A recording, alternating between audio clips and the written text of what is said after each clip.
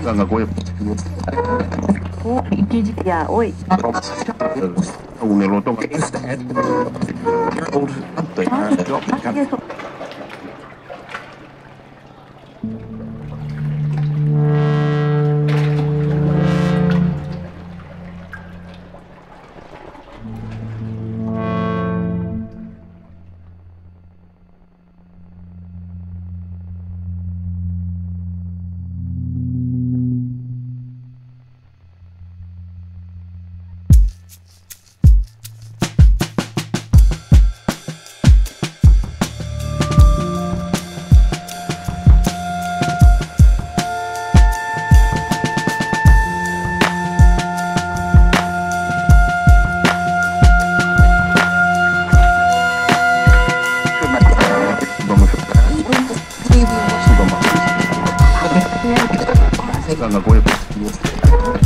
Oh, ya, oi.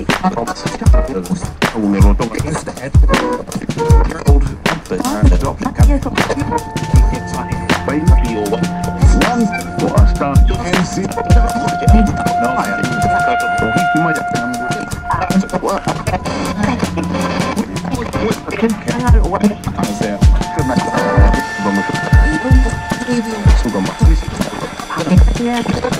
Ganga Goya. Ya, oi. Un eloto.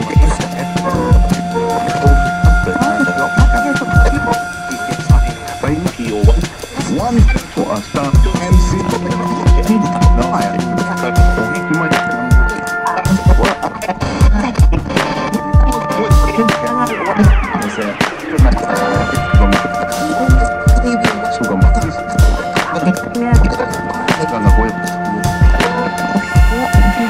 oi. Un eloto.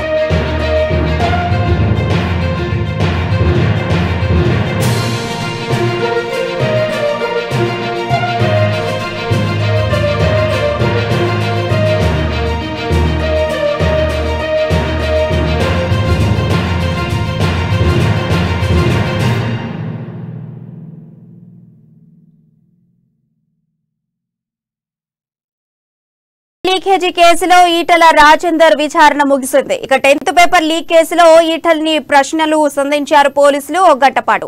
ఇక తన cell phone ని ఆయన సమక్షంలోనే డీసీపీ పరిశీలించారని వారు చెప్పారు. ఓ బాధ్యత గల వ్యక్తిగా ఆయన మలుచుకున్నానంటూ విచారణకు వచ్చానంటూ ఈటల రాజేందర్ చెప్పుకొచ్చారు. ఇక దీనిపై మరింత సమాచారం మా ప్రతినిధి స్వామి ఫోన్ ఇన్ లో అందిస్తారు. స్వామి, చెప్పండి, ఈటల రాజేందర్ గురించి అప్డేట్స్ ఏంటి? ఆయన పోలీసులకు ఏ విధంగా విచారణకు అందుబాటులో వచ్చారు? పోలీసులు ఆయనకు ఎలాంటి క్వశ్చన్స్ వేశారు? ఆయన ఎలాంటి సమాధానాలు చెప్పారు? దీని గురించి అప్డేట్స్ మీ దగ్గర ఏమైనా ఉందా?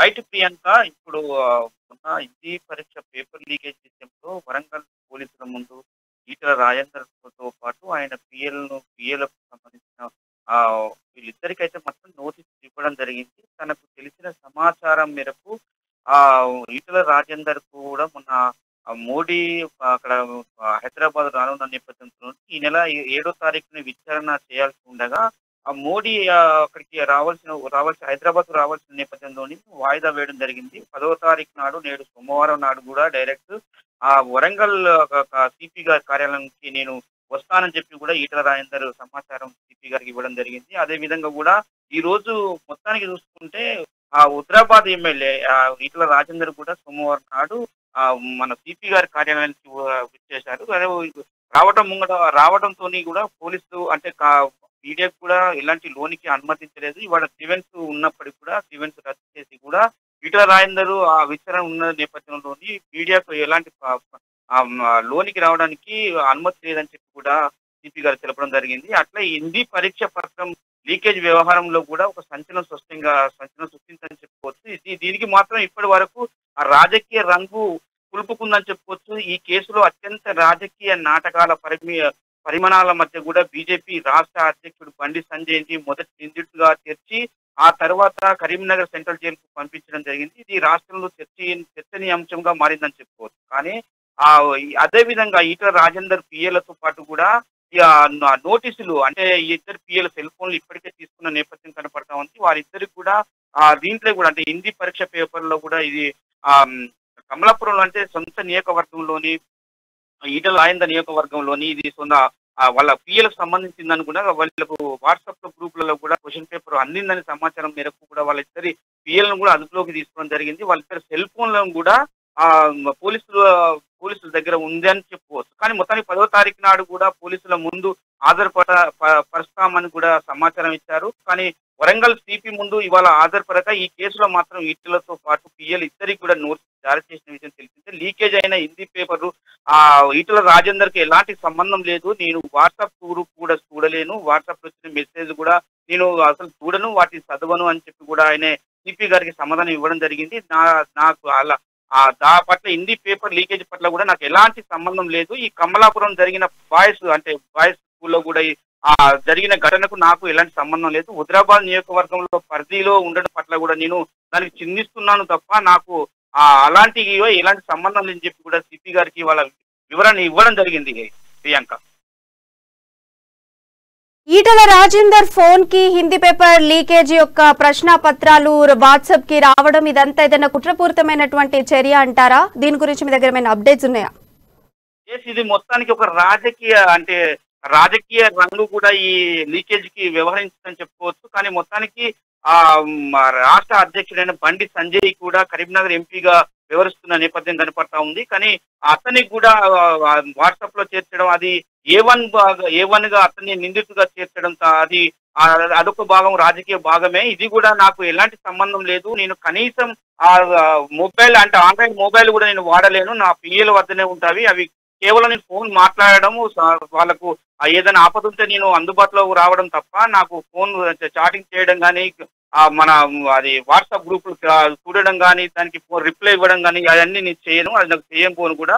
మా పిఏలకు కూడా వాళ్ళకు కూడా సంబంధం లేదు. వాళ్ళకు కూడా అనుకోకుండా వచ్చాయో లేవో తెలియదు నాకు. కానీ నేనైతే వాట్సాప్ కు దూరంగా ఉంటా, ఫేస్బుక్ లకు దూరంగా ఉంటా. నా ఆండ్రాయిడ్ ఫోన్ కానే కాదు, నాది మామూలు రావడం ఫోన్ అని చెప్పి కూడా విచారణ చేయడం జరిగింది. దీనికైతే మొత్తానికి రాజకీయంగా పరంగానే బీజేపీ పైన టీఆర్ఎస్ ప్రభుత్వం కుట్ర పందిందని కూడా ఆయన వ్యవహారంగా కూడా చేశారు. మరి పోలీసుల పైన కూడా అంటే ఒక సీరియస్ వ్యవహారంతో కూడా మాట్లాడడం జరిగిందని చెప్పుకోవచ్చు. Priyanka, thank you Swamy.